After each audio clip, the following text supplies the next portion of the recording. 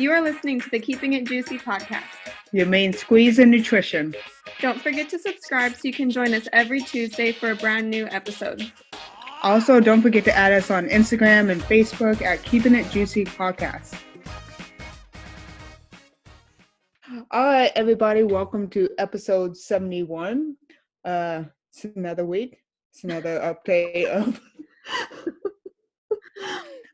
just another update, which we'll go into later. But more importantly, today we want to touch upon a topic that I feel like it's really important to discuss because not a lot of us really think about it in regards to nutrition and our lifespan in general. And we'll get more into that as the episode goes on. But before that, let's go into our fun little new nutrition in the news. Yes.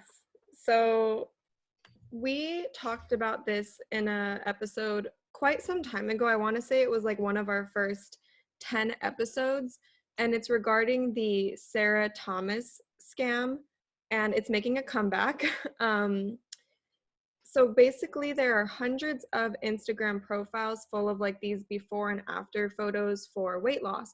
And these profiles have pretty big followings, anywhere from 20,000 to 250,000 followers. And it's just a huge scam.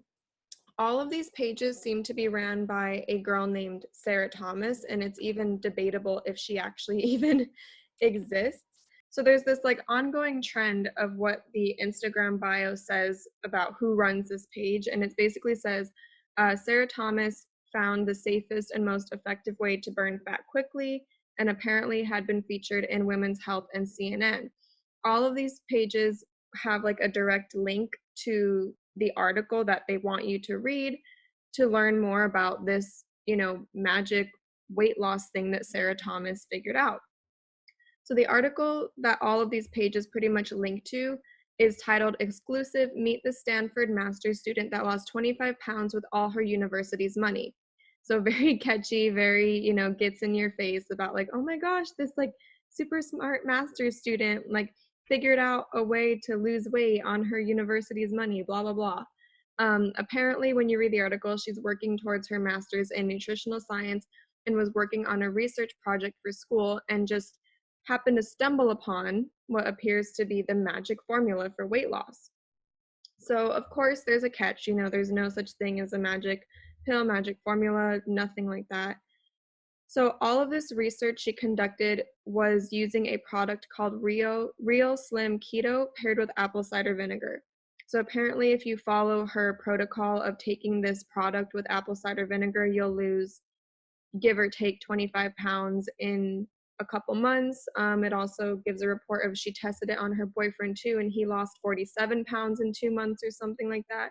So it's just these extreme before and after photos, and it's, to the untrained eye, it's very persuasive by design. That's how they get you. So, it links to this article, and then when you click on like the hyperlinks within the article, you can go to this Real Keto Slim product page. So Real Keto Slim claims to work by having an ingredient called hydroxycitric acid, which claims to boost weight loss by blocking excess fat production and increasing your metabolic rate by 130%.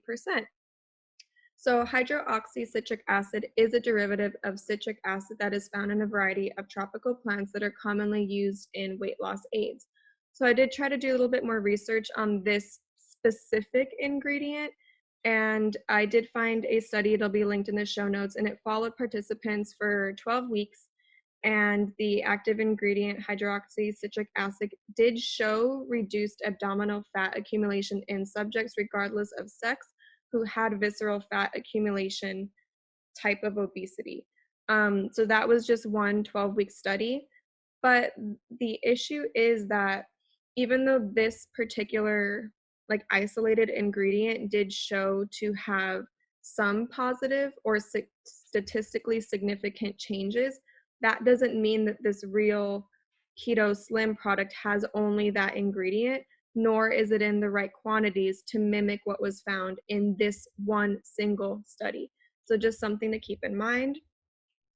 And then there's another article that I found from fce.org. That'll be linked in the show notes as well. Hydroxycitric acid seems to work by entering the Krebs cycle in metabolic routes. This means it has to do with fatty acid creation and demolition in the cytoplasm, where it acts as a catalyst. That's kind of the metabolism behind why it does what it does. Another analysis supports that lipid oxidation becomes faster and reduces fatty acids in the blood over a week. Of this report looked at fatty acids in the blood over a week. So that's another thing that this supplement, again, only the hydroxycitric acid, not the real Keto Slim product does. So there is some research to support it, but the issue is that when you're on the page of the real Keto Slim, there's no picture that shows the actual like back of the bottle where you can see what quantities this ingredient is in there for. So I don't know what quantities are in the product, so we can't even compare it to what was used in some of these studies. So that's a big problem. They make these claims about having this ingredient, but the dose makes the cure and the dose makes the poison as well. So when we don't know what's in the product, and I'm pretty sure that's illegal. Like if I wanted to buy this product from this website, I don't know what's in it. Like there's no photo that shows the back of the label or the whole ingredient list, and that's a big problem. I mean, they might have it listed as like a proprietary blend or anything. And when you list it as that, basically the proprietary blend could be anything. And I've even seen on several supplements that they might have 10 milligrams of proprietary blend, but they might have like 10 ingredients in there but they don't list how much of each of those ingredients. They just put. And they don't have to. Yeah, exactly. Like, because it has like a blanket statement over that entire list. It could be, the active ingredient, this, fat burning hydroxycitric acid could be 1% of their proprietary blend, and the rest is all, caffeine and fillers and things like that to make you feel like it's actually raising your metabolic rate and burning more calories or whatever they claim. But that's the danger with proprietary blends. We've done episodes on that in the past. Mm-hmm. The other issue is on this website, I can't even find the ingredient list. So major problem there. And I Googled it and tried to find it on other sites as well and reviews, and I couldn't find it at all. Mm-hmm. So can't really speak on that, but I'm guessing it doesn't have very much. Right. Also, one of the claims it says is that it'll put your body into ketosis without changing your diet. FYI, ketones being in your body and being in ketosis are not the same thing. We've talked about ketosis in the past. Mm-hmm. It just doesn't work that way. It's also impossible to find the price of this product on their website. And I wasn't about to start putting my personal information on this website and get to check out and then change my mind. No, it was just way too sketchy. I also tried to search for the actual Women's Health and CNN article that claimed to be written about this Sarah Thomas, and I'll link the one that seems to exist, but it's super sketchy. Like the CNN logo doesn't even look like the actual CNN logo. Like it has the CNN logo in like a box, right? But then underneath CNN, it has like nutrition in it, and CNN doesn't have like a specific CNN nutrition logo. So they're trying to make it look more credible, but like the website, just like the crops are weird, like the headings are weird. The logos are placed in really weird spots.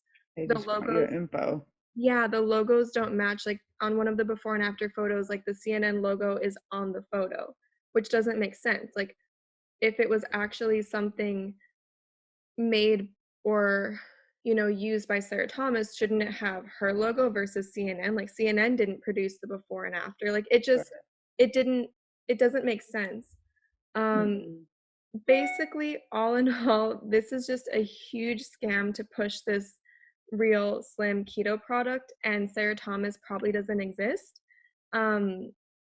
again, there are hundreds of pages with different Instagram handles like Sarah Thomas 320, Sarah Thomas 325, and it just goes on and on and on. So if you want to be entertained, search for Sarah Thomas in your Instagram search bar and you'll just see the hundreds and hundreds, and click on some. It's all the same photos. They all have massive followings, and it's just a huge scam. And I don't know who, where, what, when, why created this, but it was an issue a while ago, and I just saw it again, and it's like getting worse. Right. And I think even in the bio it says nutritional scientist, Yes, a which couple of them. is That's not a real thing. no. That is not And we don't know who this Sarah Thomas is, and it keeps popping up with the same before and after pictures that they steal from other people. exactly. It's the before and after photos are clearly not from this product. A lot of pages have the comments disabled as well, which tells you something. So, with that being said, let us know your thoughts, feelings, definite concerns about this. I mean, it's new nutrition in the news, but it's like a resurgence or a Mhm. second wave, if you will. Yeah, oh yeah, definitely a second wave. Um, yeah, like I said, I think we talked about this in one of our first 10 episodes. Right. Um, but just the sheer amount of profiles that exist about this Sarah Thomas girl is insane. I'm like, who's managing all these? Like, if you guys actually put this much time and effort into, I don't know, making an Instagram page that actually shared helpful health information, you might get a lot farther, but it's insane. I'm talking hundreds and hundreds of Sarah Thomas. So, we're talking about someone that has a lot of time on their hands, honestly. Absolutely. So, they have a lot of time on their hands, and you guys probably have a lot of time in your hands. Go So, report them, please. yeah, Have a reporting party. honestly. Yeah. So, I don't know, just FYI, Mhm. be careful what you're looking at on the internet. Yeah. Stay sharp, people. Yes. So with that being said, let's go into a quick update into the coronavirus that's going on in our towns. Currently in Southeast Texas, we went up to 376 cases, so that's quite a bit from last week, and we went up to 12 deaths, which is still a good increase from last week. And there's even talks of reopening Texas in stages, pending the numbers, if it still stays stable, which I mean, we close later than a lot of places already, and I don't feel necessarily comfortable, in my opinion. So basically, we're supposed to have a stay-at-home order that's supposed to go until April 30th. But when I drove home to and from work, it's been looking like the exact opposite. It's like Leslie's pool supply was open for some reason. The restaurants were open. I'm like, what the hell is going on? So I don't approve, long story short, especially considering working at a dialysis facility. I don't Yeah. approve. And I feel like they are talking about practicing, make sure to practice good hygiene and social distancing, but I've been out in the world that people don't do that. As Right. soon as you let them out, they're not going to do that. Mm-mm. What blows my mind So, is that when you shared with me the other day that at your dialysis clinic, you don't have tests for people. And I just think that's crazy. Like, I think you guys should be, right. they should be on hand. And Right, and I agree, but I mean, I don't control that, of course, yeah. unfortunately. I'm sure Davita as well as Fresenius are trying to get tests Mm-hmm. to our clinics as we Mm-hmm. speak because there has been talks about that. Mm-hmm. But I mean, I don't know. I guess we'll see Mm-hmm. what's gonna happen, It's just, honestly. I mean, your patient population is definitely one of the higher risk populations, and right, it's just crazy that you guys don't, in my mind. But right, I'm right, sure everyone's trying the best they can, hopefully. right. But here in San Diego, our cases are currently at 2,158 confirmed cases, and we are up to 70 deaths. Um, about mid last week, our governor put out a statement saying that we're going to stay with the stay-at-home order and, very extreme social distancing until May 15th. Um, but there are a lot of protests going on right now of people saying, no, California's ready to open now. And it's like, who are you to say that? So the protests are getting a little bit more popular right now. We'll see what's to come of that this week, because I've only really seen the protests happening for the last 2 or 3 days at this point. But again, these people are saying California's ready to open, Californians want to go back to work. And it's like, of course we want to go back to work. Like, who doesn't Right. want to go back to work? But who are you to say California's ready to reopen? Right. You don't know everything, the details of what's going on, nor do we have to know. We just have to trust Right. that, the people in charge are making the right choice, but they're protesting and they're not respecting social distancing. So, and it's a tricky situation because, of course, the cops can, um, enforce I think it's $1,000 fine, but then if the cops give all these protesters $1,000 fine, everyone's gonna be all hot and bothered, saying like, "Oh, you're breaking my Second Amendment, blah blah blah." It's just gonna be Oh it's gonna my be a God. disaster. It's just like, I dang. have yet I have yet to see a cop pull over somebody and give that fine. Oh, same, same. I've seen them give out many, many warnings. There's a video of on Instagram right now of this like surfer out in the water, and like the cops on the boat are like chasing him, and he gets out and runs away. So I think they're trying to enforce it, but they don't want to. They don't want to fine anybody, like, but it's there if needed. Right. Um, So yeah, but the protests are people are not listening to social distancing while they're protesting, and I saw the pictures of downtown San Diego. That yeah, was definitely not social distancing. right, right. So we'll So, see. I'll probably have a better update on how our protests are going next week. anyways, with that being said, let us know how you guys are doing in your hometowns, how it's going on. Hopefully, you're not trying to reopen like Texas is right now. But so let's move on to the actual topic of today's episode, which I mean, I've been curious about it for a while, and I'm sure you guys will be. It's all about nutrition and aging. And so, what does this mean? What do we mean by this? So, we're talking about the nutritional needs that are required at every life stage, because if you think about the nutritional status at one stage is going to influence the health status in the next one. That just your body is going to go through that evolution. So let's take, for example, pregnancy. So during pregnancy, if you have a lack of adequate nutrition, it can program gene functions for life in a way that sets the stage for lifelong metabolic changes that increases the risk of chronic disease development. Or take, for example, iron deficiency experienced by young children can actually decrease intellectual capacity later on in life, and adequate vitamin D status during adolescence and early adulthood decreases the risk of breast cancer in older women. That's why we talk about disease prevention and health promotion so much, as opposed to repairing these health problems in the first place that could have been prevented from the very beginning. Mm-hmm. Because you have to consider each set of individuals have specific nutritional and health needs that need to be focused on each stage of the life cycle. Right. So now we'll briefly touch on what are the life stages when we're talking about, nutrition and aging. So infant nutrition is kind of its own category. Then we have toddler or preschool nutrition.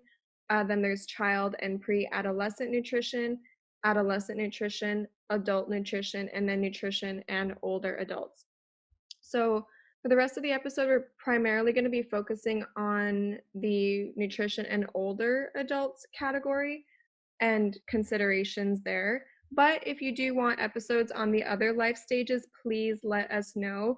We Mm-hmm. just chose to really deep dive into the older population for this episode.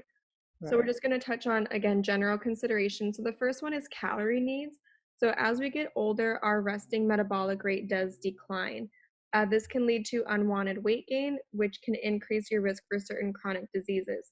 So imagine, you're eating a certain way your entire life, but then your metabolic rate goes down, but you continue to eat at that level. You're going to be Right. in a surplus, not intentionally, but that's kind of how that unwanted weight gain happens. So, this decrease in metabolic rate is related to the loss of lean body mass as we age. To help lessen this effect, you can increase your physical activity so you burn more calories. You can begin resistance training to strengthen your muscles and add or maintain your muscle mass, which Mm-hmm. raises your metabolic rate. And you can improve the quality of your diet by including whole grains, fruits, vegetables, lean protein, and non fat or low fat dairy. And then enjoy your favorite foods in moderation. Practice portion control to maintain your calorie intake. Because in these older ages, when your metabolic rate is slower, there's less of that Right. wiggle room, so to speak. Right. So as you do get older, another thing to consider is protein. So protein is necessary, obviously, for tissue growth, repair, and maintenance. It's doing more for us than just sitting there and looking pretty. Despite the need for fewer calories as we age, it's important to eat an adequate amount of protein each day. So actually, the average adult needs 45 to 60 grams. I do recommend at least the 60-gram mark. And choosing high quality protein foods like 3 ounces of chicken, which is about 21 grams of protein, 8 ounces of non-fat or low-fat milk, that's 8 grams of protein right there, or one cup of cooked lentils, and that's about 18 grams. So legumes, eggs, non-fat or low-fat dairy products, fish, poultry, and lean meat are definitely good sources in which you can get that protein. So the next general health consideration for older adults is actually dental health. So Mm-hmm. it's estimated that 80% of adult Americans have periodontal disease. So good dental hygiene practices can help and prevent it. If left untreated, periodontal disease can lead to problems with your teeth and chewing, obviously. As a result, you may avoid certain foods like fresh fruits, vegetables, and meats. To avoid periodontal disease, have your yearly dental exams and cleanings, brush your teeth after meals or after consuming high sugar foods specifically, and floss on a regular basis. So a lot of older adults have, Mm-hmm. you know, dentures or, problems Right. with their teeth. So that can Right. influence food choice. Right. And another thing to take into consideration is taste. So that plays a big factor later on. So the senses of taste and smell are sometimes dulled generally by their aging process. So smoking and even some medications can also alter your sense of taste. So to help prevent or to preserve that taste and smell, so it's important to stay hydrated. Adequate saliva is necessary to fully taste food. I'm talking to you, Dad. So, um, resist overusing the salt shaker. Use herbs and spices to help enhance that flavor of food. So those are very important things to keep in mind while just making sure you preserve that. So another important consideration is antioxidants. A lot of people, especially right now with the whole coronavirus and sickness, antioxidants are, all the rage. But people like to take antioxidant supplements all the time anyways. And there's actually no definitive data that suggests that antioxidant supplements like vitamin C or E can help prevent or delay the aging process and the development of chronic diseases. In fact, the known health benefits occur from actually eating the foods that are rich in antioxidants. Again, whole grains, fruits, vegetables, not from taking the supplements. We have a whole episode on antioxidants. Go back and listen to that one. Mm-hmm. We discuss that taking antioxidant supplements can actually cause more harm than good.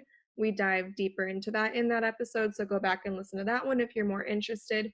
But if you do want more antioxidants in your diet, here's just a few suggestions. You can eat almonds, bell peppers, especially the red and the orange ones, blueberries, dark leafy green vegetables, strawberries, tomatoes, all that good stuff. The more colors, the better. Exactly. And the next thing to keep in consideration, which I'm sure you guys have heard about this many times, and that's calcium and vitamin D. So the majority of our body's calcium is in our bones. Duh. This mineral is needed for the proper function of the nervous system as well, in case you didn't know. Muscle contraction, so not just sodium and potassium, and blood clotting. So adequate calcium intake is crucial for the prevention and treatment of osteoporosis, which we know can be a bigger issue in older females. And then vitamin D is essential for that absorption of calcium through the gut. So dairy products are still the best source of calcium because the body can't easily absorb the calcium in them in general. Experts actually debate the optimal amount of calcium for healthy adults. When possible, try to get all your calcium from dietary sources over supplements. So something to keep in mind. And vitamin D is not widely found in foods except for fortified dairy products, so you may need to take a supplement. The body makes vitamin D from exposure to sunlight, but people in northern climates do not get enough exposure to the sun in the winter to make adequate amounts of vitamin. I mean, a lot of us are probably not getting our vitamin D right now. What? I was just raising my hand because Oh, me. me too. My skin got really light. Yeah, same. So new recommendations for vitamin D intake actually suggest 600 IUs for adults 19 to 70 years old and 800 IUs for those over 70. So that's just something to keep in mind. Right. And I also want to add, that's if you're not already vitamin D deficient. Right. Um, I live in San Diego, many of you know. We get a lot of We all sunshine. know. We all know that. We get a lot of sunshine, but I still have somehow been like borderline vitamin D deficient for the past 2 years, even with the supplement, and making a point to spend more time in the sun, really trying to get 30 minutes a day. Not right now, obviously, because it's pretty much illegal. Um, but, but it's just something to keep in mind. Vitamin D is a major nutrient of concern for all people right now, Hmm. especially with older adults and the whole calcium bone density osteoporosis Right. thing. So now we will just move on to dietary supplements in general. So healthcare professionals generally do not recommend dietary supplements unless a person has a vitamin or mineral deficiency or a malabsorption problem. So more and more research is showing that food, not commercial pills or drinks, are the best sources of nutrients. We have preached that and emphasized Right. that so many times. So with vitamins, more is not always better. If you are recommended to take a multivitamin or mineral supplement, it should be all you need to make up for any shortfalls in your diet, not excess, because again, there are vitamin mineral drug interactions and there are interactions between vitamins themselves. So keep that in mind. Hmm. Vitamin D and in some cases calcium are the only supplements you might need to take when consuming a healthy diet. Prime example, me. Right. I eat a ton of vitamin D rich foods, live in San Diego, get my sunshine. I still need a supplement. And after Right. 2 years, it still hasn't helped. Besides the point. Right. Anyway, everyone has their own things that they're Right. working on. Doesn't mean you should go take a vitamin D supplement right now. Go get yourself tested, talk to your doctor or your own dietitian to figure out the best course of action for you. So actually something to keep in mind as you're an older adult. I know we talked about trying to avoid a lot of dietary supplements and really trying to go for the food itself. But there is one particular nutrient that we might want to be wary of, and that's vitamin B12. As you do get older, your ability to absorb B12 just from meats or other sources in general does decrease. So you might have a higher need to get a B12 supplement. So that's just something I wanted to point out as well. So with that being said, another thing that's really important for older adults is water. I mean, we all need water, but for some reason, older adults tend to forget um, because I'll go into it in a second. So water is often the forgotten nutrient, but getting enough fluid is needed for almost all bodily functions. And healthy adults need about 1.5 to 2 liters, or between 48 to 64 ounces of fluid per day. Something to keep in mind is that the sensation of thirst does decrease as we age, which leaves us vulnerable to dehydration. So, focusing on fluids that are not diuretics, such as decaffeinated beverages, fruit juices, non fat or low fat milk, and of course, water is a good route to kind of take on, because that sensation really does go away. I know my father, he is 73, something like that, and he barely drinks anything throughout the day. We have to constantly remind him. So that's just something to keep in mind to make sure you're getting enough fat nutrients. Mhm. Um, And because I some foods do, contain water. right, Food sources actually are a moderate source of hydration. right, With older adults, it's usually recommended, more of those foods that do contain more waters. It's just kind of easier for them to eat more water containing foods than to actually remember and sit down right, to drink water. So there's a couple different right, routes to go, but water is often forgotten. right. And we always have to keep in mind that our body needs water to process the foods that we're eating and everything else. Every So single metabolic function needs water. So, the more you know.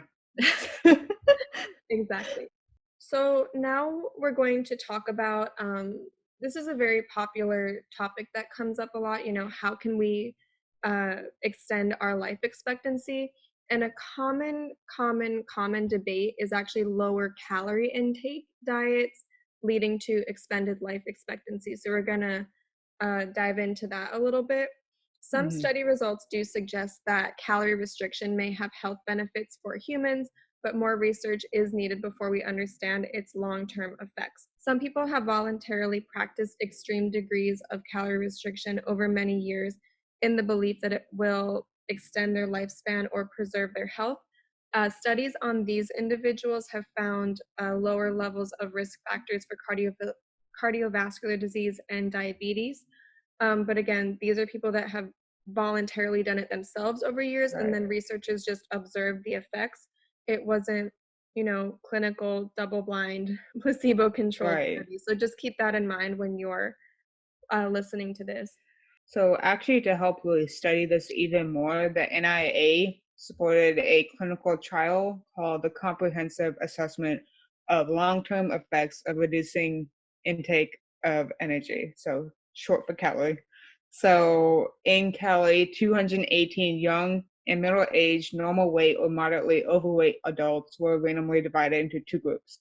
So, people in the experimental group were told to follow a calorie restriction diet for 2 years, while those in the control group followed their usual diet. So the study was designed to have participants in the experimental group eat 25% fewer calories per day than they had regularly consumed before the study.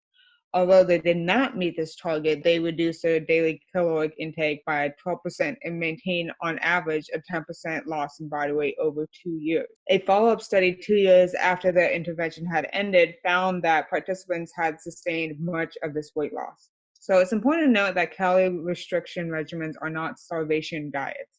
The weight loss achieved with the calorie restriction in the calorie trial resulted in body weights within the normal or overweight range. Compared to participants in the control group, those in the calorie restriction group had reduced risk factors, so low blood pressure and lower cholesterol, for age related diseases such as diabetes, heart disease, and stroke.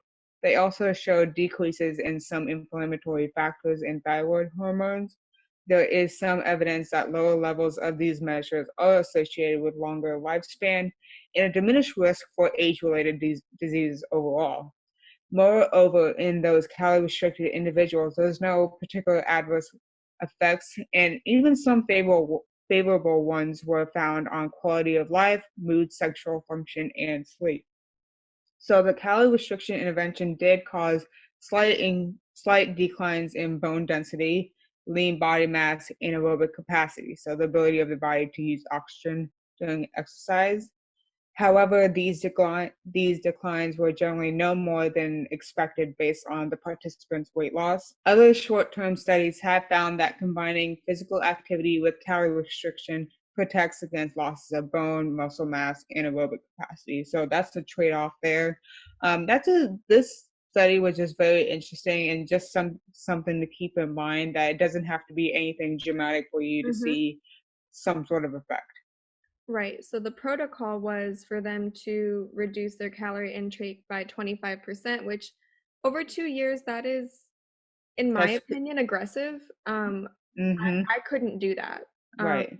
I, but in reality, when they like computed the data, it was actually 12%, which is much more moderate. And they did see, Right. some of these positive uh, health changes, like the 10% loss in body weight.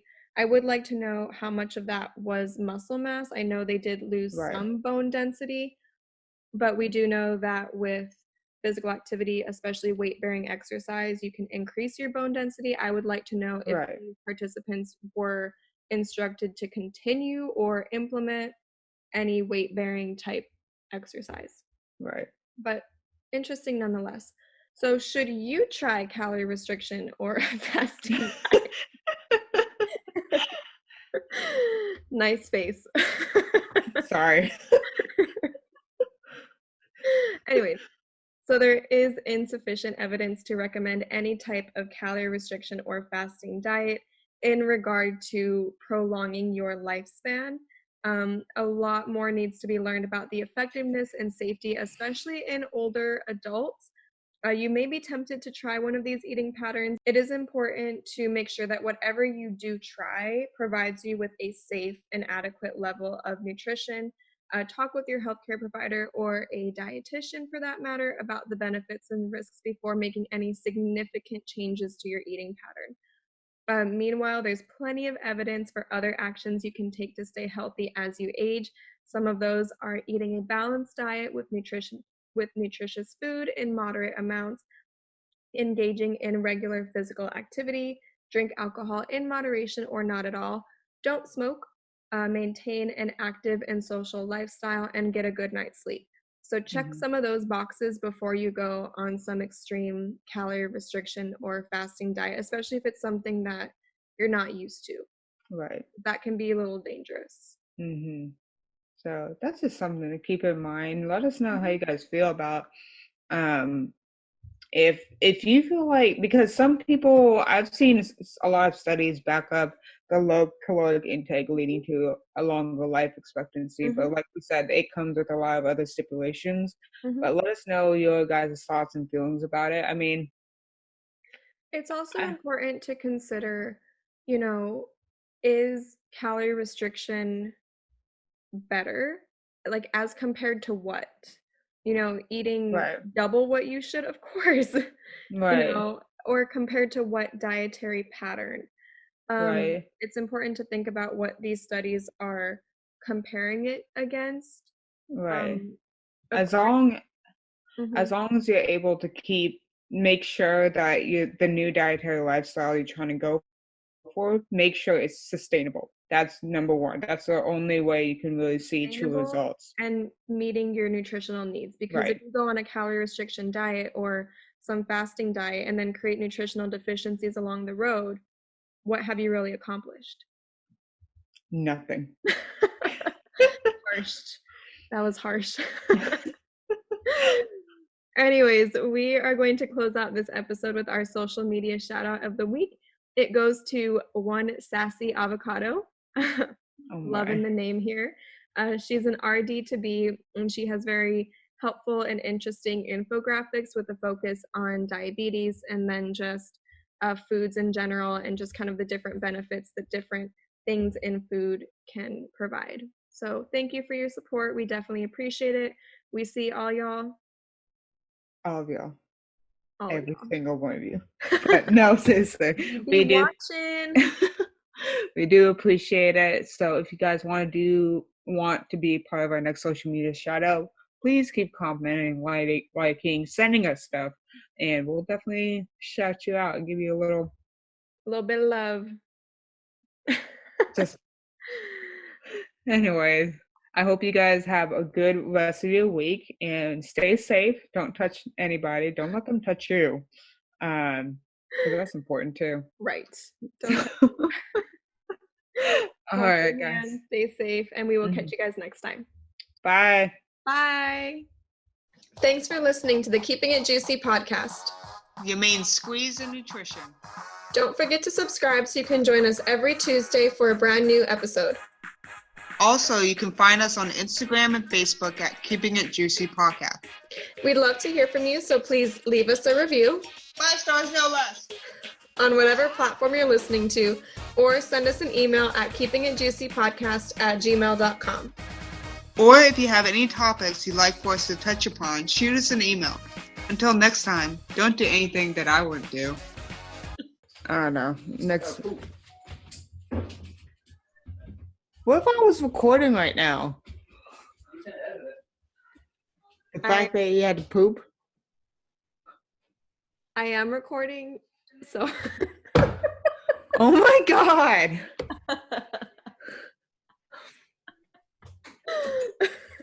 And there's an ongoing trend in the bio about like who she is, what she does. I'm going to mute it. Okay. You might have to take a brief break Why? because he's staring at me. I didn't do anything. Yeah. When you walk places, we hear. Brief intermission. Appreciate you, babe. Babe.